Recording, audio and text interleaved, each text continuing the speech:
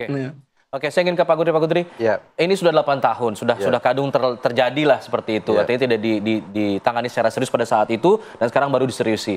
Nah, bagaimana kemudian langkah dari pihak kepolisian untuk bisa meyakinkan pada publik bahwa pemeriksaan yang kami lakukan ini benar loh, ini sudah sesuai aturan hukum loh. Nah, pandangan dari pakar hukum pidana seperti apa? Tapi dijawab setelah jeda ya, Pak Kudri ya. Okay. Boleh. Kami kembali sesaat lagi usai jeda. Tetaplah bersama kami di Apa Kabar Indonesia Pagi.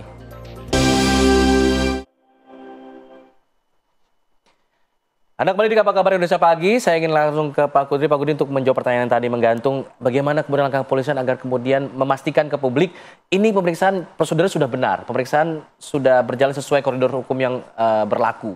Ini bagaimana memastikannya? Saya kira harus melibatkan masyarakat ya. Seperti apa tuh? Ya misalnya dari perguruan tinggi ya. Kemudian ada beberapa katakanlah ya tokoh-tokoh masyarakat yang nggak usah diragukan integritasnya gitu, yang tidak mempunyai kepentingan apa-apa terhadap perkara ini kecuali ingin mengungkapkan kebenaran dan menegakkan hukum dan keadilan. Saya kira ya kita banyak integritas. Sebagai ahli pakar itu untuk memberikan masukan bukan selain masak itu mengikuti penanganan perkara itu ya. Jadi jangan ada ini lagi keraguan-raguan bahwa memang ini sudah sesuai dengan hukum yang berlaku sesuai dengan acara.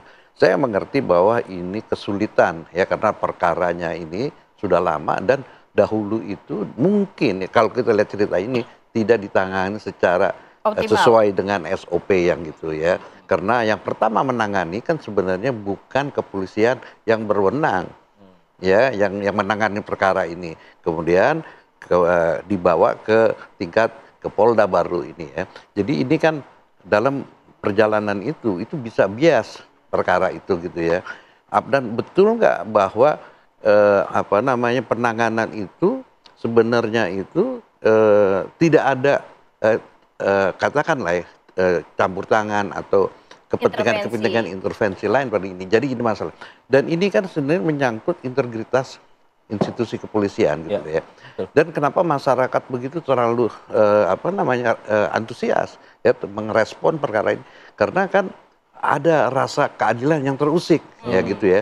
Terus sehingga timbullah macam-macam yang keadaan seperti yang kayak sekarang, apalagi sekarang dunia ini post truth. Kita dalam pemberitaan yang sudah 8 tahun itu banyak, sehingga juga menimbulkan ada korban-korban lain yang nggak perlu ada salah orang diduga ini ya karena sudah ada stigma ya bahwa dia anaknya siapa ya bapaknya siapa jadi gitu kan juga, ya? Jadi ini jadi korban semua. Jadi nah sedangkan orang pelaku yang sebenarnya masih bebas berkeliaran gitu loh di luar ini kan yang menimbulkan di masyarakat, loh kok tiba-tiba ada film gitu loh.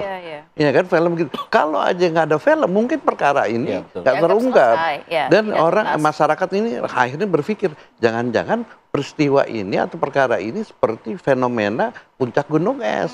Iya kan, perkara ini ketahuan. Iya kan, perkara yang lain kayak begini. Nah ini kan sebenarnya menjadi tanggung jawabnya pimpinan Polri. Terus ditambah lagi kalau betul ya bahwa pemeriksaan itu dilakukan dengan kekerasan ya di zaman era modern seperti ini yang kita sudah mengakui hak asasi, kita sudah meratifikasi pemeriksaan tanpa ada penyiksaan, tapi ada ya kan. Nah ada beberapa mantan petinggi Polri dan itu seolah-olah tidak ada, tapi ini faktanya ada. Tapi berarti Pak Kudri kita harus berpegangan pada apa? Kalau melihat kan sudah ada terpidana, sudah menjalani hukuman, berarti sudah ingkrah dalam arti seperti itu kan. Tapi kalau kita mengusut di awal, kabarnya ada BAP yang diganti dan lain sebagainya. Belum lagi ada para terpidana yang mengaku ini salah tangkap. Kemudian juga nampaknya masyarakat juga bingung mana yang benar, mana yang salah begitu. Apakah memang harus kita start dari awal, penyidik-penyidik yang saat itu menangani kasus ini juga harus diminta keterangan, kemudian terpidananya juga harus diminta keterangan dan lain sebagainya untuk dapat mengungkap sebenar-benarnya kasus ini, Pak? Ya, saya akan merefer keterangannya Pak Wahyu tadi ya. Ini perkara ini menuntaskan, bukan membongkar. Nah, sekarang pertanyaan, betul nggak ini menuntaskan?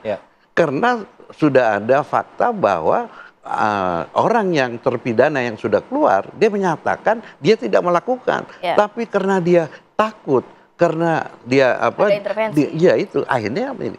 Sehingga kan kalau dibilang, oh kenapa kamu baru sekarang? Kita lihat posisi orang itu siapa. Dalam posisi yang rendah itu dia wajar dia takut kekhawatiran itu.